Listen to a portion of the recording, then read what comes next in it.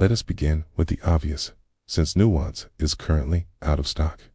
You can respect a person without signing their manifesto.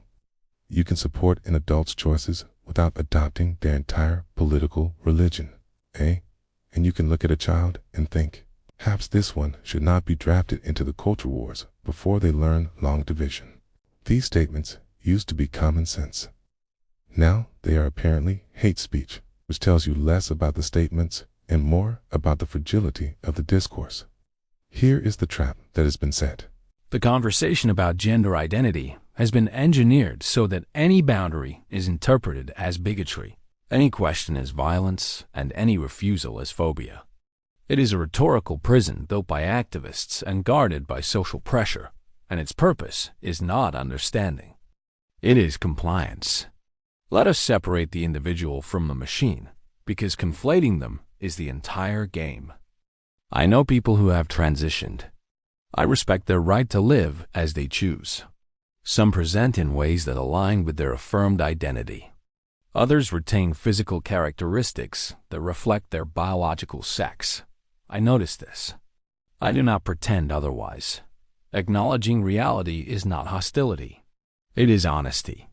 And honesty, despite recent trends, remains a virtue. The position is simple. Support the person. Resist the ideology. These are not contradictory. They are complementary. But here is where the ground shifts and where many people draw a line that will not move.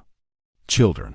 The idea that minors should be exposed to complex ideological frameworks about gender, that they should be encouraged to question their identity before they have fully formed one, that they should become props in political movements. This is not progress. This is exploitation wearing a rainbow badge. Childhood requires protection, not from reality, but from adult obsessions. Not from knowledge, but from recruitment. The boundary here is not about rejecting transgender individuals. It is about rejecting the use of children as instruments in ideological debates. If you cannot see the difference, you are not looking. Then there is the language issue, which is where the coercion becomes unmistakable. Pronouns, descriptions, labels, the expectation that you must use language that contradicts your perception, not as a courtesy, but as a requirement. This is compelled speech dressed in the language of respect. And compelled speech is not respect. It is submission. The issue is not that someone identifies a certain way. The issue is that you are told you must participate in that identity, regardless of your own perception, your own language, your own autonomy.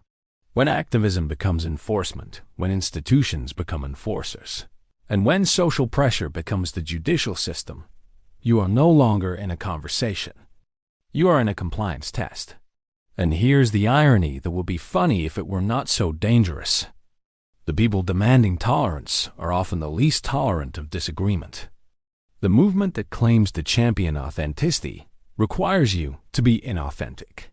The ideology that speaks of liberation practices coercion.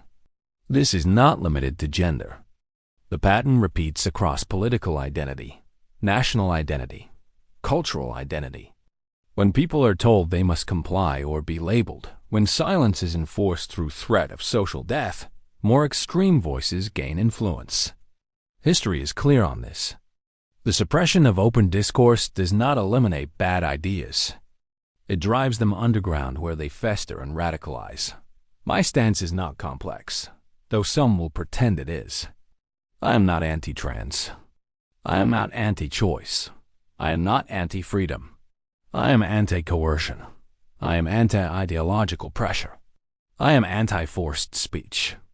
I am anti-rewriting reality to satisfy a movement. These boundaries are aimed at the mechanisms of pressure, not the individuals living their lives. Disagreement is not hatred. Boundaries are not bigotry. And refusing to adopt an ideology wholesale is not rejection of the people within it. The test of a free society is not whether everyone agrees. It is whether disagreement is allowed without punishment. If you cannot say no without being called a monster, you are not free. You are just quiet. This is not a conclusion. It is a continuation,